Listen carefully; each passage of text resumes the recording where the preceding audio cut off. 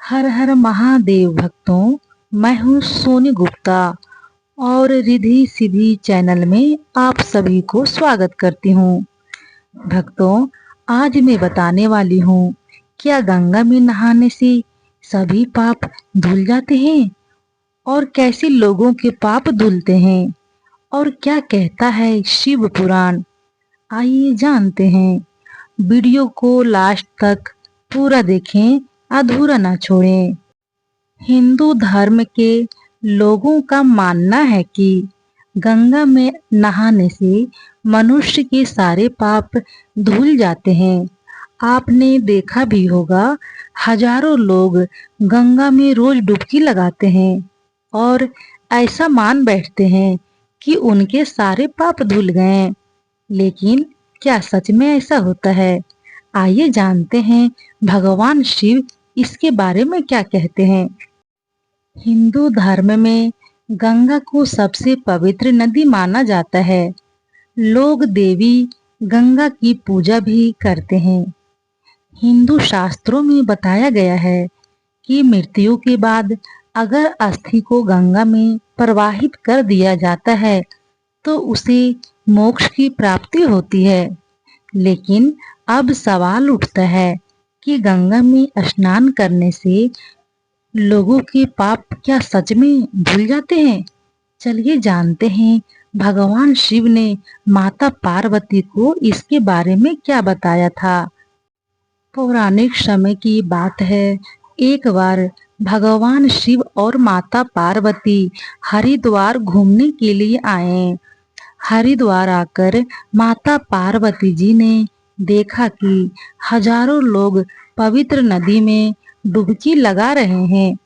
यह देखकर उन्होंने भगवान शिव से पूछा, स्वामी, क्या देवी गंगा अब भी पहले की तरह पवित्र है और क्या गंगा में स्नान करने से लोगों के पाप धुल जाते हैं? तब भगवान शिव ने कहा, देवी गंगा तो पहले की तरह पवित्र है और निर्मल है, लेकिन मैं आपको कल बताऊंगा कि गंगा में नहाने से लोगों के पाप धुलते हैं या नहीं। अगली सुबह भगवान शिव और माता पार्वती दोनों साथ में हरिद्वार के तट पर पहुँचे और उन्होंने कहा, मैं एक बूढ़े व्यक्ति के रूप में एक गड्ढे में गिर जाता हूँ। गंगा नहाने के बाद जब कोई व्यक्ति यहाँ से गुजरे तो तुम उसे मुझे गड्ढे से बाहर निकालने के लिए कहना, लेकिन मुझे हाथ लगाने से पहले उसे ये जरूर कह देना, अगर उसने जीवन में कोई पाप ना किया हो तभी मुझे छुए, नहीं तो वो जलकर भस्म हो जाएगा। इतना कहकर भगवान शिव एक बूढ़े व्यक्ति के रूप में गड्ढे में चले गए और माता पार्वती ने भी एक बूढ़ी स्त्री का रूप ले लिया। उनके बाद जो भी वहां से गुजरता उसे माता पार्वती भगवान शिव रूपी बूढ़े व्यक्ति को बचाने को कहती।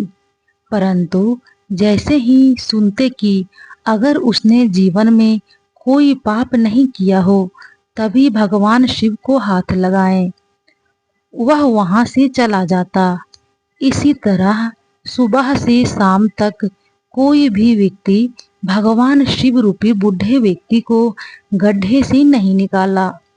शाम को एक युवक वहां से हाथ में लोटा लिए गुजर रहा था तो उसे माता पार्वती ने रोका और कहा, ये मेरे पति हैं, उम्र होने के कारण गड्ढे में गिर गए हैं। सुबह से मैं लोगों से इन्हें निकालने को कह रही हूँ, लेकिन कोई भी मेरी मदद नहीं कर रहा है। क्या तुम मेरी मदद करोगे? माता पार्वती की बातें सुनकर उस युवक ने कहा, माते, आप चिंता ना करिए, मैं अभी आपके पति को इस गड्ढे से बाहर निकालता हूँ।